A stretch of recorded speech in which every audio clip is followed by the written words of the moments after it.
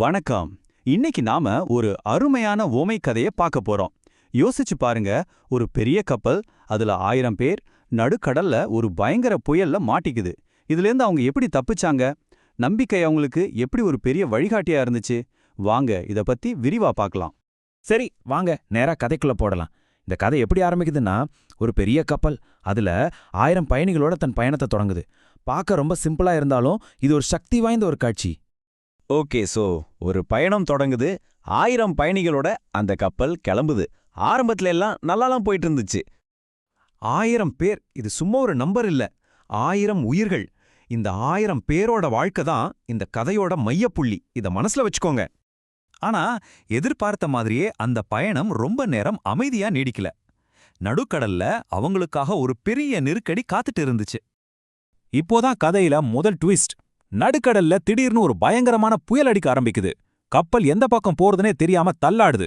சுத்தி ஒரே இருட்டு, பயம். இங்க ரொம்பவே சுவாரஸ்யமான ஒரு விஷயம் நடக்குது. வெளியில புயல் அடிச்சிட்டு இருக்கும்போது கப்பலுக்குள்ளேயே இன்னொரு புயல் உருவாகுது.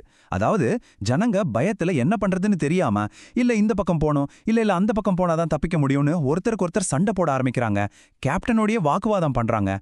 ஒரே குழப்பம், ஒரே கூச்சல். இந்த சண்டை, இந்த வாக்குவாதம் எல்லாம் உச்சக்கட்டத்தை அடையிறப்போ திடீர்னு ஒரே ஒரு குரல் மட்டும் எல்லாரையும் அமைதிப்படுத்துது.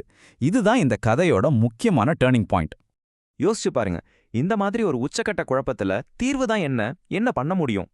அப்போதான் கப்பல்ல இருந்த ஒரு வயசான பெரியவர் எழுந்து நின்னு சொல்றாரு, நிறுத்துங்க. நமக்கு கடலை பத்தியோ திசைகளை பத்தியோ ஒண்ணுமே தெரியாது. ஆனா நம்ம கேப்டனுக்கு எல்லாம் தெரியும். அவர் சொல்றத கேப்போம், அவர் மேல நம்பிக்கை வைப்போம்னு சொல்றாரு. பாருங்க, அந்த பீதியிலிருந்து கவனத்தை நிபுணத்துவம் பக்கம் திருப்புறாரு.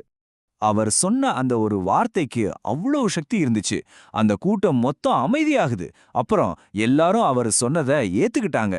பாருங்க, ஒரு சின்ன பகுத்தறிவு பேச்சு எவ்வளோ பெரிய குழப்பத்தை தீர்த்திருக்குன்னு. சரி, எல்லாரும் கேப்டனை நம்பலான்னு முடிவு பண்ணிட்டாங்க. அந்த ஒரு முடிவு, அந்த ஒரு நம்பிக்கை எப்படி ஒரு பெரிய தொடர்வினையை உருவாக்கி எல்லாரையும் காப்பாத்துச்சுன்னு இப்ப நாம பார்க்கலாம். இது ஒரு செயின் ரியாக்ஷன் மாதிரி. முதல்ல மக்கள் அந்த பெரியவர் சொன்னதை கேட்டாங்க.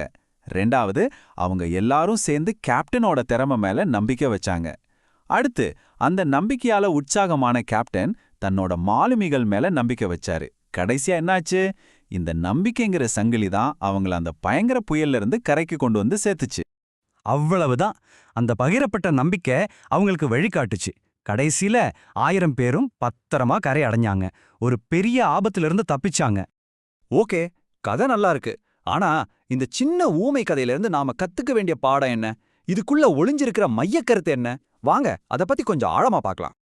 இங்க ரொம்ப முக்கியமான ஒரு வார்த்தை இருக்கு, பரஸ்பர நம்பிக்கை. அதாவது மியூச்சுவல் ட்ரஸ்ட். இந்த கதையில வர கப்பல் ஒரு உதாரணம் தான். அது ஒரு கம்பெனியா இருக்கலாம், ஒரு டீமா இருக்கலாம், ஏன் ஒரு குடும்பமா கூட இருக்கலாம்.